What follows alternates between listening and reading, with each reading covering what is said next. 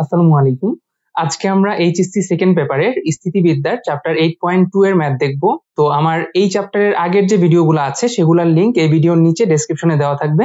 তো আজকে আমরা 5 নাম্বার ম্যাথ থেকে শুরু করব। শুরু করি তাহলে। 5-এর 1 নাম্বার ম্যাথটা দেখো, রম্বস আকারের একটি সুষম পাতের একটি ধার ভূসমান্তরাল ও একটি কোণ 120 ডিগ্রি। রম্বসটির কেন্দ্র থেকে কর্ণ বরাবর পি এবং কিউ মানের দুইটি বল ক্রিয়া করে একে খাড়াভাবে স্থির রাখে। পি গ্রেটার দেন কিউ হলে প্রমাণ করতে হবে যে P square equal 3q square. তো আমরা প্রথমে চিত্রটা আঁকি, দেন কি করতে হবে ওটা বোঝা যাবে। তো আমরা প্রথমে চিত্রটা আঁকলাম। যেহেতু আমাদের বলছে যে সুষম পাতের একটি ধার ভূসমান্তরাল, সো একটি ধার আমরা ভূসমান্তরাল করে আঁকলাম। আর আমাদের বলছে যে এখানে একটি কোণ হচ্ছে 120 ডিগ্রি, তো আমরা এই সি কোণটা 120 ডিগ্রি আঁকলাম। তো এরপর একটু বর্ণনা দিলাম যে মনে করি এবিসিডি রম্বস আকারের পাতের অ্যাঙ্গেল সি হচ্ছে 120 ডিগ্রি এবং ওজন, এই রম্বসের যে ওজনটা এটা কেন্দ্র বরাবর নিচের দিকে কাজ করবে ডাব্লিউ। এসি এবং বিডি কর্ণ পরস্পরকে ও বিন্দুতে সমদ্বিখণ্ডিত করে। এরপরে এই অঙ্কের যে জিনিসটা বোঝা লাগবে, মেইন যে জিনিসটা সেটা হচ্ছে এখানে দেখো এই সি অ্যাঙ্গেলটা হচ্ছে 120 ডিগ্রি। তো এই কর্ণটা এসি কর্ণটা এই অ্যাঙ্গেলকে দুই ভাগে ভাগ করবে। সো দুই ভাগে ভাগ করলে এই পাশে 60 ডিগ্রি, এই পাশে 60 ডিগ্রি। এখন এই ডাব্লিউ ওজনটা খাড়া নিচের দিকে কাজ করতেছে লম্বভাবে, তো এই অ্যাঙ্গেলটা হচ্ছে 90 ডিগ্রি। তো এই ও, এখানে যদি আমি একটা বিন্দু দেই ডি, ও ডিসি বোঝানোর জন্য দিলাম, ও ডিসি এই ত্রিভুজে আমার এটা হচ্ছে 90 ডিগ্রি, এটা হচ্ছে 60 ডিগ্রি, তাহলে এই অ্যাঙ্গেলটা অবশ্যই 30 ডিগ্রি হবে। সো এই অ্যাঙ্গেলটা 30 ডিগ্রি হবে। এখন এই অ্যাঙ্গেলটা যদি 30 ডিগ্রি হয় তাহলে খেয়াল করো এই যে এসি আর বিডি এই দুটা কর্ণ পরস্পরকে লম্বভাবে সমদ্বিখণ্ডিত করে। সো লম্বভাবে সমদ্বিখণ্ডিত করলে এই জায়গাটাও 90 ডিগ্রি হবে। সো এই জায়গাটাও যেহেতু 90 ডিগ্রি, এইটুক 30 ডিগ্রি হলে বাকিটা অবশ্যই 60 ডিগ্রি হবে। সো এটা পেলাম 30, এটা পেলাম 60। এখন কথা হচ্ছে এই 30 আর 60 কেন বের করলাম। সো এই যে 30, এই 30 এর বিপ্রতীপ কোণ কি, এই 30, আর এই 60 এর বিপ্রতীপ কোণ কি, এই 60। এরপরে দেখো রম্বসটির কেন্দ্র থেকে কর্ণ বরাবর পি এবং কিউ মানের দুইটি বল ক্রিয়া করে একে খাড়াভাবে স্থির রাখে। তাহলে এই ও কেন্দ্র থেকে ডাব্লিউ ওজনটা খাড়া নিচের দিকে কাজ করতেছে, আর পি আর কিউ দুইটা বল এই পুরা রম্বসটাকে বা রম্বসটার ওজনটাকে প্রশমিত করে একে খাড়াভাবে স্থির রাখতেছে। তো এখন পি আর কিউ কোনটা আমরা জানি না, তো আমাদের সেটা বের করতে হবে যে কোনটা পি আর কোনটা কিউ। তো এখন যেটা করব সেটা হচ্ছে যে দেখো যে ডাব্লিউ ওজন খাড়া নিচের দিকে কাজ করতেছে। তো ডাব্লিউ ওজন যদি খাড়া নিচের দিকে কাজ করে তাহলে সেটাকে যেই বলটা প্রশমিত করবে সেটার কাজ করবে ঠিক ডাব্লিউ বরাবর খাড়া উপরের দিকে। যেই বলটা দিয়ে আমি ডাব্লিউ ওজনকে প্রশমিত করব সেটা অবশ্যই এই ডাব্লিউ বরাবর খাড়া উপরের দিকে কাজ করবে। সো আমি যেহেতু দুইটা বল দ্বারা এই ডাব্লিউটাকে প্রশমিত করতেছি, তাহলে এই দুইটা বলের লব্ধি অবশ্যই এই বরাবর যাবে। যেই দুইটা বল দ্বারা আমি ডাব্লিউ ওজনটাকে প্রশমিত করব সেই দুইটা বলের লব্ধি অবশ্যই এই ডাব্লিউ বরাবর উপরের দিকে হবে। সো এই বরাবর হচ্ছে আমার পি আর কিউ এর লব্ধি হবে। তো আমরা একটা জিনিস জানি 8.1 থেকে যে লব্ধি সবসময় বড় বলটার দিকে থাকে, লব্ধি বড় বলটার দিকে ঝুঁকে থাকে। সো লব্ধি যেহেতু বড় বলটার দিকে থাকে তার মানে হচ্ছে বড় বলটার সাথে লব্ধির অ্যাঙ্গেল কম হবে। সো আমাদের যেহেতু বলে দিছে P greater than Q, so P greater than Q যেহেতু বলে দিছে, তাহলে এটা যদি লব্ধি হয়, লব্ধির সাথে কাছাকাছি কে আছে, এই বলটা, আর একটু দূরে আছে এই বলটা। সো এটা হবে আমাদের পি আর এটা হবে কিউ। এখন পি আর কিউ এর দিক পেয়ে গেলাম। সো বললাম যে পাতটির ওজন ও বিন্দুতে খাড়া নিচের দিকে ক্রিয়ারত। ও এ এবং ওডি বরাবর যথাক্রমে পি এবং কিউ মানের বলদ্বয় ক্রিয়া করে রম্বসটিকে খাড়াভাবে স্থির রেখেছে। সো এই ও এ এবং ওডি বরাবর পি আর কিউ কাজ করতেছে। তো এখন দেখো ও বিন্দু থেকে এই বরাবর পি, এই বরাবর কিউ আর এই বরাবর ডাব্লিউ ওজনটা কাজ করতেছে। সো এই বরাবর পি বল, এই বরাবর কিউ বল আর এই বরাবর ডাব্লিউ। সো এই তিনটা বল ও বিন্দু থেকে কাজ করে, তিনটা বল ও বিন্দু থেকে ক্রিয়া করে কিন্তু সাম্যাবস্থায় আছে। সো তিনটা বল ক্রিয়া করে যেহেতু সাম্যাবস্থায় আছে, সো আমরা ও বিন্দুতে অবশ্যই লামির সূত্র অ্যাপ্লাই করতে পারি। সো ও বিন্দুতে লামির সূত্র অ্যাপ্লাই করার জন্য যেটা লাগবে, পি আর কিউ এর মাঝখানের অ্যাঙ্গেল লাগবে, কিউ আর ডাব্লিউ এর মাঝখানের অ্যাঙ্গেল লাগবে, আর পি আর ডাব্লিউ এর মাঝখানের অ্যাঙ্গেল লাগবে। তো আমরা দেখো পি আর কিউ এর মাঝখানের অ্যাঙ্গেল অলরেডি জানি, কিউ আর ডাব্লিউ এর মাঝখানের অ্যাঙ্গেল এটা 30 ডিগ্রি, আর এখানে রম্বসের কর্ণ দুইটা যেহেতু লম্বভাবে সমদ্বিখণ্ডিত করে, সো এটা হবে 90 ডিগ্রি, 90 প্লাস 30, এখানেও সিমিলারলি 90 প্লাস 60। তো আমরা লিখলাম ও বিন্দুতে লামির সূত্র প্রয়োগ করে পাই। তো লামির সূত্র প্রয়োগ করার জন্য কি করব, প্রত্যেকটা বল বাই হচ্ছে অন্য দুইটা বলের মধ্যবর্তী কোণের সাইন। সো এখানে পি বলটা নিলাম, তাহলে পি নিলে বাকি দুইটা কি থাকে, Q R W. Q R W এর মাঝখানের অ্যাঙ্গেল কত, এখানে হচ্ছে 90 ডিগ্রি, যেহেতু রম্বসের কর্ণদ্বয় পরস্পর পরস্পরকে লম্বভাবে সমদ্বিখণ্ডিত করে। সো 90 প্লাস 30, 90 প্লাস 30 আমি এখন লিখবো কিউ আর ডাব্লিউ এর মাঝখানের angle 90 plus 30। So P by হবে সাইন 90 প্লাস 30 ডিগ্রি। এরপরে কিউ বাই কি হবে? কিউ বাই হবে পি আর ডাব্লিউ এর মাঝখানের অ্যাঙ্গেলের সাইন। তাহলে পি আর ডাব্লিউ এর মাঝখানের অ্যাঙ্গেল কত? সিমিলারলি এখানেও এটা হচ্ছে 90 ডিগ্রি। সো এটা যেহেতু 90 ডিগ্রি, রম্বসের কর্ণদ্বয় পরস্পর পরস্পরকে লম্বভাবে সমদ্বিখণ্ডিত করে। সো এই 90 plus 60, so 90 degree plus 60 degree হবে পি আর ডাব্লিউ এর মাঝখানের অ্যাঙ্গেল। সো এরপরে হচ্ছে শুধু ডাব্লিউ। তো ডাব্লিউ যখন নিতেছি তখন পি আর কিউ এর মাঝখানের অ্যাঙ্গেল, এটা তো 30 আর 60 দেখাই যাচ্ছে। সো এটা হবে সাইন 90 ডিগ্রি।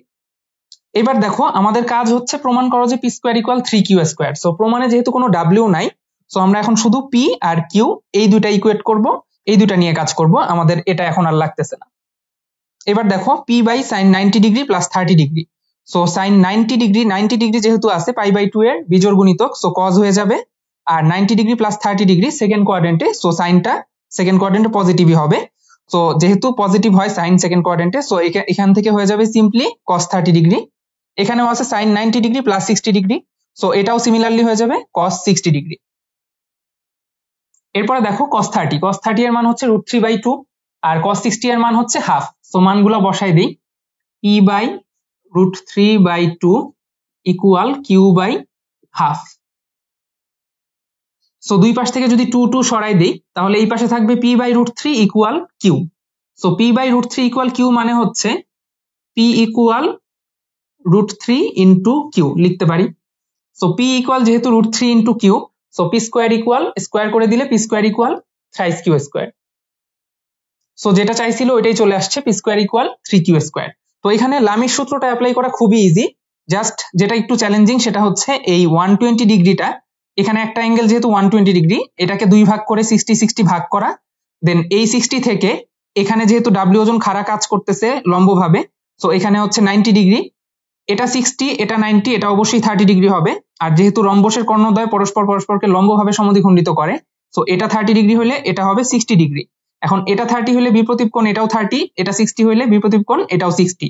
আর পি আর কিউ এর লব্ধিটাই তো এই ডাব্লিউটাকে প্রশমিত করবে। সো এই লব্ধিটা অবশ্যই ডাব্লিউ বরাবর খাড়া উপরের দিকে কাজ করবে। আর এই লব্ধি এর কাছাকাছি থাকবে বড় বলটা। সো বড় বলটা যেহেতু পি, সো এই 30 ডিগ্রি অ্যাঙ্গেলে যেটা আছে লব্ধি এর সাথে সেটা হবে পি, আর যেটা 60 ডিগ্রি অ্যাঙ্গেলে আছে সেটা হবে কিউ। পজ করে তুলে নাও বা স্ক্রিনশট নিয়ে নিতে পারো।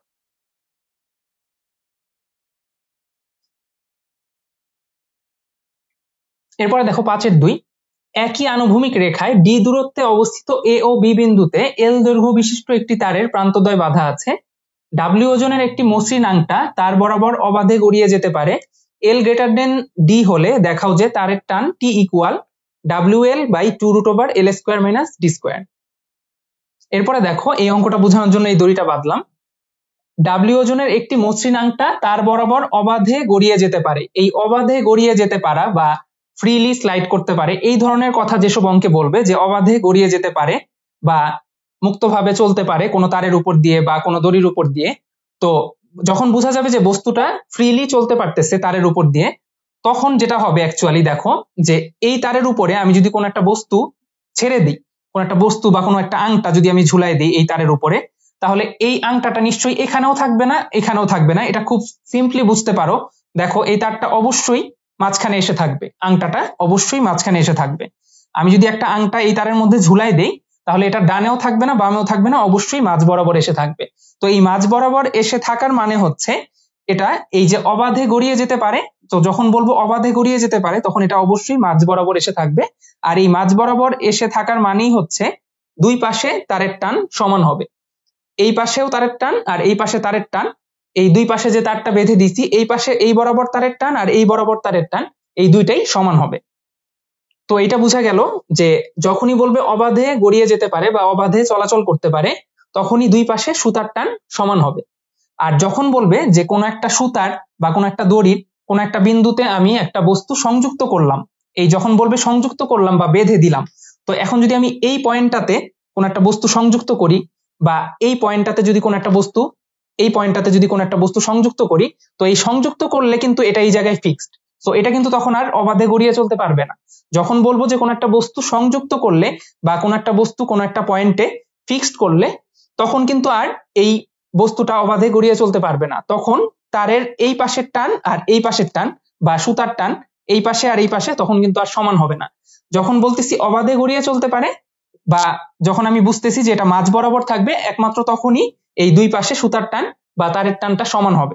আর যখন কোন একটা বিন্দুতে আমি বস্তুটাকে সংযুক্ত করব বা বেঁধে দিব, তো এখানে যদি আমি একটা বেঁধে দিই বস্তুটাকে, তাহলে দুই পাশে তারের টান কিন্তু ডিফারেন্ট হয়ে যাবে। অথবা যদি আমি এই পাশে বেঁধে দিই, দুই পাশে তারের টান ডিফারেন্ট হয়ে যাবে। সো আশা করি ব্যাপারটা বুঝতে পারছো। সো আমাদের যেহেতু বলছে একই আনুভূমিক রেখায় ডি দূরত্বে অবস্থিত, সো এটা হচ্ছে ডি দূরত্ব। এ ও বি বিন্দুতে এল দৈর্ঘ্য বিশিষ্ট একটি তারের, এই তারের প্রান্তদ্বয় বাঁধা আছে।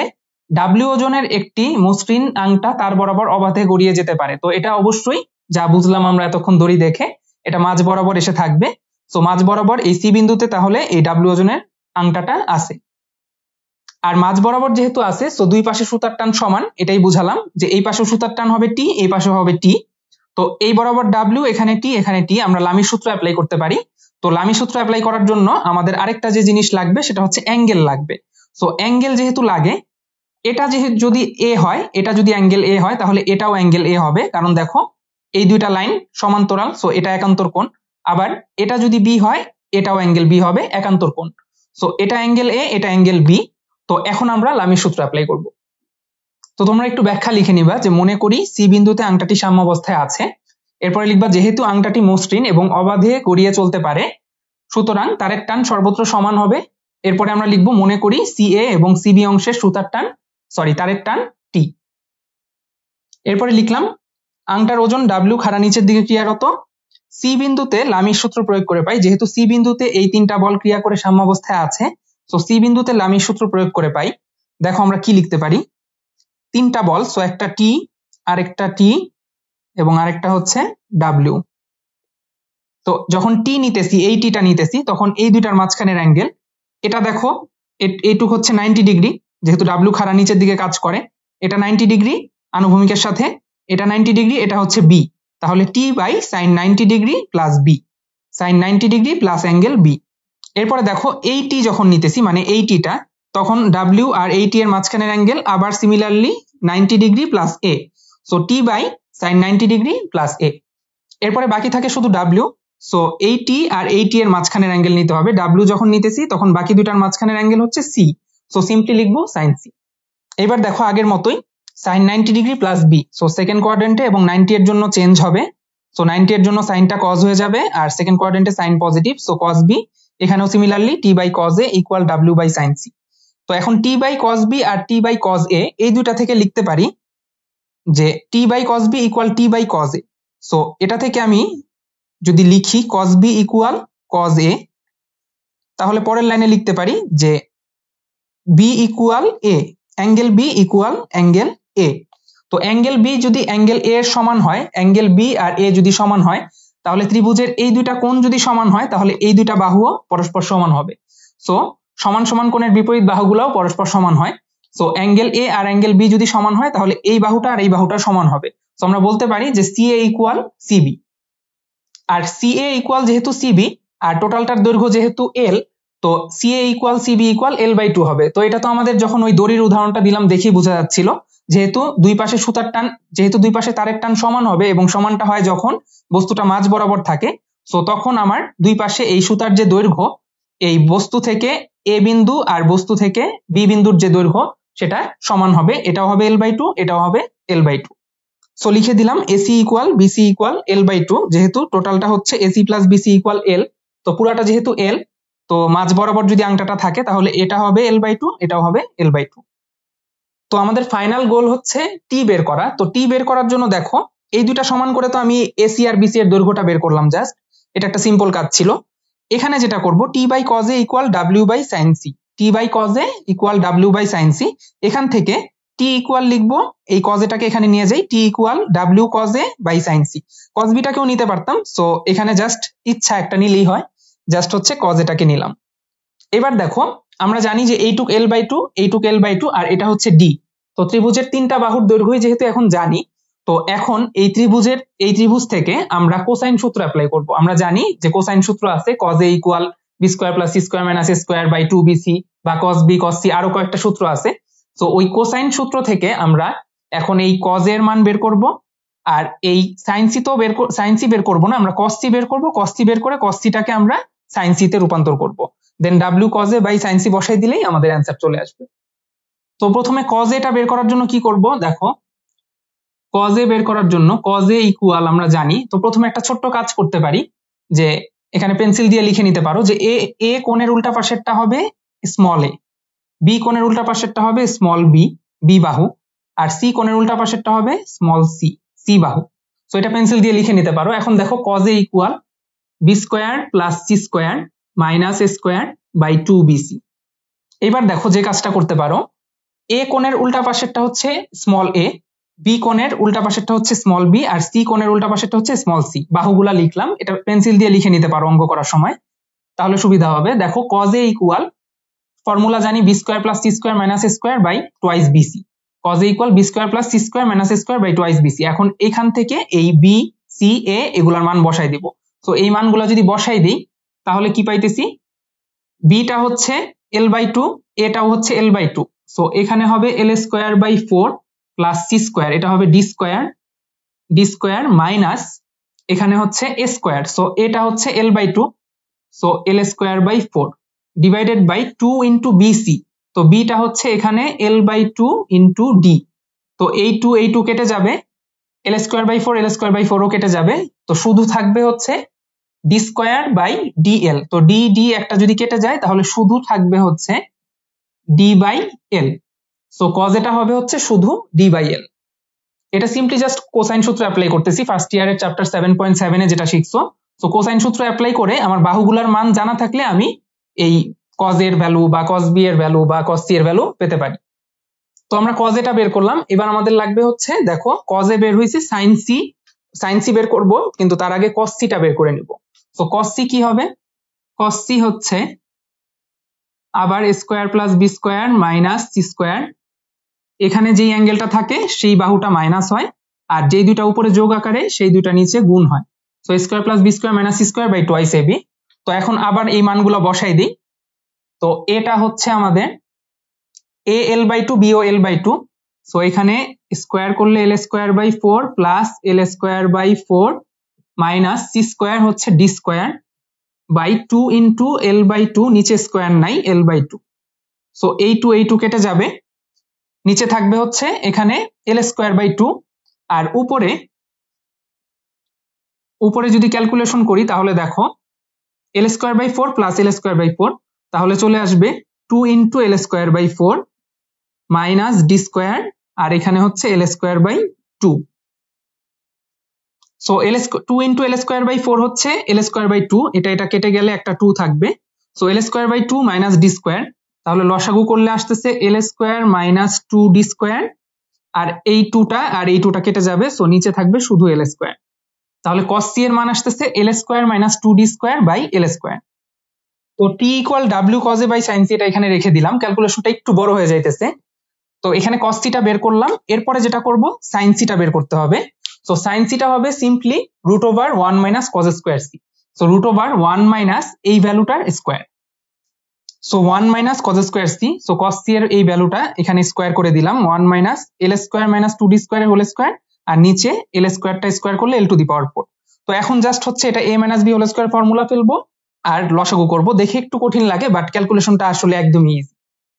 সো এটা দেখো এল টু দি পাওয়ার 4, এখান থেকে এল টু দি পাওয়ার 4 আসবে, এটা মাইনাস হয়ে যাবে, এখানে মাইনাস ভিতরে ছিল 4 2ab, so 4 L square D square, এখানে প্লাস মাইনাসে মাইনাসে প্লাস হয়ে যাবে, দেন plus 4 D two the power 4, এই মাইনাসের জন্য একটা মাইনাস আসবে। সো এখন এল টু দি পাওয়ার 4 কেটে দিব, আর এখান থেকে হচ্ছে জাস্ট 4 ডি স্কোয়ার কমন নিব। সো 4 ডি স্কোয়ার কমন নিব, বাকি থাকবে L square minus D square, আর নিচে তো L to the power 4। So 4 D square common নিলাম, L square minus D square, আর নিচে হচ্ছে এল টু দি পাওয়ার 4। সো এটাকে যদি এখন রুট করে দিই, রুট করে দিলে আসবে হচ্ছে 2d root over L square minus D square, 4 কে রুট করলে 2 ডি স্কোয়ার ডি হয়ে যাবে, so 2d root over L square minus D square, আর নিচে এল টু দি পাওয়ার 4 আছে, ওটা হয়ে যাবে এল স্কোয়ার। সো চলে আসলো 2d root over L square minus D square আর এল টু দি পাওয়ার 4টা এল স্কোয়ার। তো এখন সাইন সি এর মান পেয়ে গেলাম আর এখানে হচ্ছে কজ এর মানটা পেয়ে গেলাম। তো এই সাইন সি আর কজ এ এখন বসাই দিব, দেন দেখবো যে এই ভ্যালুটা পাওয়া যায় কিনা। So cos A W cos এর মান হচ্ছে ডি বাই এল বসাই দিলাম আর 1 বাই সাইন সি, সো এটাকে উল্টা করে বসাবো। সো উপরে এল স্কোয়ার নিচে 2d root over L square minus D square. So এখন যেহেতু এটা বসাই দিলাম, তারপরে দেখো এই ডি আর এই ডি কেটে দিলাম, এই এল আর এখান থেকে একটা এল কেটে দিলে একটা এল থাকলো। সো আমাদের থাকতেছে শুধু W L by 2 root over L square minus D square. So W L by 2 root over L square minus D square যেটা চাইছিল সেটাই চলে আসছে। So T equal W L by 2 root over L square minus D square. অঙ্কটা আসলে খুব বেশি কঠিন না, একটু লেংদি, ভিডিওটা একটু ব্যাকে দিয়ে আবার দেখলে ইজিলি বুঝতে পারবা। প্রথমে আমরা যে কাজটা করলাম এটা হচ্ছে, যেহেতু আংটাটি তারের উপর অবাধে গড়িয়ে যেতে পারে, সো দুই পাশে তারের টান হচ্ছে টি, টি ধরে নিলাম, দুইটাই সমান, টি আর টি ধরে নিলাম। দেন এটা যদি এ হয় এটাও এ হবে, এটা যদি বি হয় এই অ্যাঙ্গেলটাও বি হবে। দেন সি বিন্দুতে যেহেতু সাম্যাবস্থায় আছে, এই টি টি আর ডাব্লিউ কাজ করে, এই দুইটা বল আর ডাব্লিউ কাজ করে যেহেতু সাম্যাবস্থায় আছে, তো সি বিন্দুতে লামির সূত্র অ্যাপ্লাই করলাম। লামির সূত্র অ্যাপ্লাই করার পর আমরা T by cos B equal T by cos A, এবং সেখান থেকে পেলাম যে এসি আর বিসি এর দৈর্ঘ্যটা এল বাই 2 হবে, দুইটা সমান হবে। দেন আরেকটা পার্ট ছিল যে T by cos A equal W by sine C, তো ওইখান থেকে T equal W cos A by sine C বের করলাম। দেন বের করে এই কজ এ আর সাইন সি এর মানটা বের করার চেষ্টা করলাম। সো কজ এ আর সাইন সি এর মান বের করার জন্য যেটা করলাম, ত্রিভুজের তিনটা বাহুর দৈর্ঘ্য জানা আছে D, L by 2 L by 2, এরপরে জাস্ট কোসাইন সূত্র অ্যাপ্লাই করে কজ এটা বের করলাম, কস সিটা বের করলাম, এন্ড দেন কস সি বের করার পর সেটা থেকে সাইন সি বের করলাম। সো কজ এ আর সাইন সি বসাই দিলাম, দেন ইজিলি মিলে গেল। তো আজকের ভিডিওতে এই পর্যন্তই থাক। এর পরের ভিডিওতে ইনশাল্লাহ আমরা চ্যাপ্টার 8.2 থেকে আরো ম্যাথ দেখবো। আর আমার ভিডিওর ব্যাপারে যদি তোমাদের কোনো মতামত থাকে বা কোনো প্রশ্ন থাকে তাহলে সেটা অবশ্যই কমেন্ট সেকশনে জানাবে। ধন্যবাদ।